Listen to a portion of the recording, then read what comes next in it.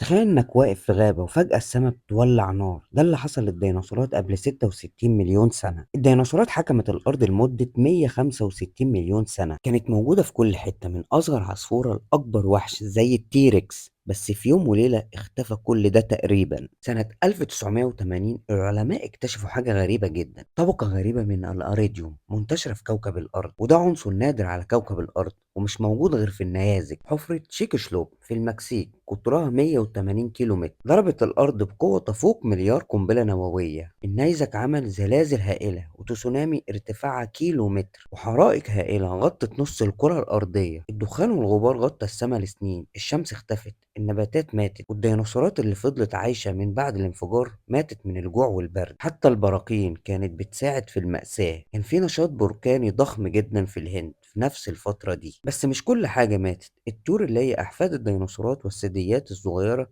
نجوا من الانفجار الهائل ده. ولو النيزك ده ما كانش اتضرب كان ممكن ما نشوفش البشر أبدا. الديناصورات ماتت عشان احنا نعيش. قولي في الكومنتات، كان نفسك الديناصورات تفضل عايشة وسطينا؟